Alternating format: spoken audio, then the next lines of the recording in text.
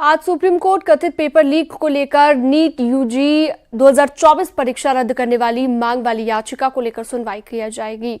और आपको बता दें कि जस्टिस विक्रमनाथ और जस्टिस संदीप मेहता की अवकाश पीठ इस मामले की सुनवाई करेगी। आपको बता दें याचिका में 1563 उम्मीदवारों को ग्रेस मार्क्स देने के फैसले को चुनौती दी गई है और ये याचिका एनटीए के खिलाफ आंध्र प्रदेश के रहने वाले शख्स की ओर से दायर की गई है।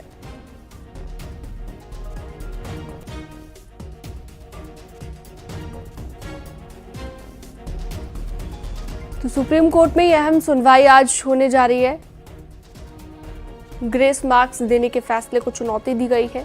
जो याचिका दायर की गई है आंध्र प्रदेश के एक शख्स की ओर से, उसी को लेकर आज सुप्रीम कोर्ट सुनवाई करेगा। एफआईआर है कि पटना पुलिस ने एक सफेद रेनॉल्ट डस्टर को रोका क्योंकि उनको झारखंड से एक एजेंसी से इन्फॉर्मेशन मिली थी कि इस नंबर की गाड़ी को रोक के इसको चेक करना। इसमें मैं शाबाशी दूंगा पटना पुलिस को कि गाड़ी को रोका। गाड़ी को जैसे ही रोका उसमें से 3 व्यक्ति बाहर भागने लगे। गाड़ी की चेकिंग की, उसके अंदर से 4 एडमिट कार्ड की फोटोकॉपी निकली। उन 4 एडमिट कार्ड में से उन्होंने एक एडमिट कार्ड उठाया आयुष राज नाम का और उनका सेंटर देखा डीएवी।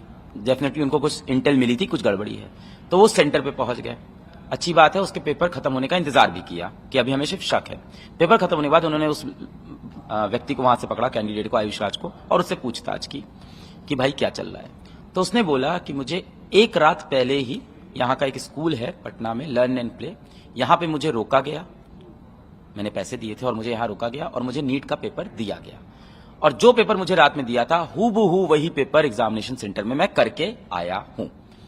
तो फिर पुलिस वालों ने पूछा ऐसे और लोग हैं, तो उन्होंने ऐसे करते करते 20-25 अभ्यर्थी बताए जिन्होंने ये चीज की है, जितने उनकी नॉलेज में है। उन्होंने कहा उसके बाद और भी लोग हो सकते हैं। सीबीआई जांच की मांग की नीट यूजी 2024 के नतीजों को लेकर अब विवाद बढ़ता ही जा रहा है और देश भर में नीट का एग्जाम देने वाले छात्र सड़कों पर उतरकर प्रदर्शन कर रहे हैं।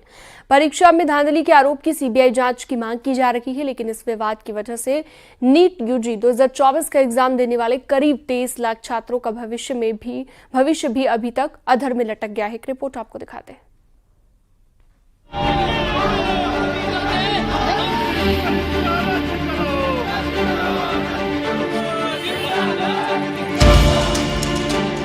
नीट 2024 का रिजल्ट जारी होने के बाद दिल्ली से लेकर जबलपुर, कोटा से लेकर ग्वालियर और उत्तराखंड के बागेश्वर तक बवाल मचा हुआ है। सवालों के घेरे में डॉक्टरी में प्रवेश की परीक्षा नीट और उसे आयोजित करवाने वाली एनटीए यानी नेशनल टेस्टिंग एजेंसी दोनों है। नीट में शामिल होने वाले छात्रों के आरोप बेहद गंभीर है। इसके पीछे की वजह है इसका रिजल्ट, जिसे लेकर छात्र लगातार प्रदर्शन कर रहे हैं। नीट में 720 अंक का पेपर होता है। इस बार परीक्षा में 67 छात्रों ने पूरे 720 नंबर लाकर पहली रैंक हासिल की है, जबकि 2003 में 2, 2022 में 3 और 2021 में 1 छात्र ने टॉप किया था। इस बार टॉपर की मेरिट लिस्ट में 8 छात्रों के रोल नंबर तक एक ही सीरीज के हैं। इनमें से 6 को पहली रैंक मिली है और इन छात्रों ने हरियाणा के एक ही सेंटर से एग्जाम दिया है। एक ही सेंटर से 6 टॉपर ने भी बड़ा शक पैदा किया और सबसे बड़ा बवाल कुछ छात्रों के 718 और 719 नंबर लाने पर मचा है। इसके पीछे की वजह नीट का एग्जामिनेशन फॉर्मूला है। नीट में हर सवाल के सही जवाब पर 4 अंक मिलते हैं, जबकि गलत जवाब देने पर 1 अंक माइनस होता है। यानी सभी सवालों के सही जवाब देने पर ही 720 अंक मिलेंगे और अगर कोई छात्र एक सवाल का जवाब भी गलत देता है तो उसे 715 अंक मिलेंगे और कोई सवाल छोड़ने पर छात्र का स्कोर 716 रहेगा। यानी किसी भी हालत में 719 और 718 का फॉर्मूला फिट नहीं बैठ रहा। और नीट के चौंकाने वाले आंकड़े सामने आने के बाद देश भर में बवाल मच गया। जिन छात्रों ने नीट के एग्जाम दिए हैं वो सड़क पर उतर आए हैं, इसकी सीबीआई जांच की मांग कर रहे हैं। जब नीट में ऐसी धांधली हो सकती है, ओएमआर सीट के माध्यम से पेपर लीक हो सकते हैं, एग्जाम सेंटर में चीटिंग हो सकती है, तो नेट के एग्जाम में क्यों नहीं होगी? एज अ नेट एस्पिरेंट मुझे भी यह डर लग रहा है कि जब नीट में हो रहा है तो नेट में क्यों नहीं होगा। लेकिन उसकी अच्छे से पार्शियलिटी कर रहे हैं, उसमें किसी को ज़्यादा किसी को कम ग्रेस देकर टॉपर लाना, तो फिर हम कैसे अपना फ्यूचर देखें और कैसे एग्जाम देने का सोचें। देश भर में बवाल मचने के बाद नीट एग्जाम आयोजित करने वाली एजेंसी एनटीए यानी नेशनल टेस्टिंग एजेंसी ने सफाई भी दी। इशू जो है केवल 1600 लोगों का है।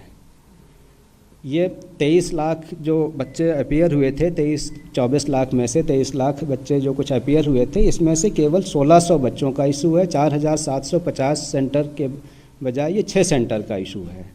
तो हम इसको एग्जामिन कर रहे हैं और इसको हमारी कमेटी एग्जामिन करेगी और उसके ऊपर जो रिकमेंडेशंस आएंगी उसके ऊपर फिर हम निर्णय लेंगे। नीट 2024 के नतीजों पर विवाद ने मेडिकल एजुकेशन के भविष्य पर नई बहस शुरू कर दी है।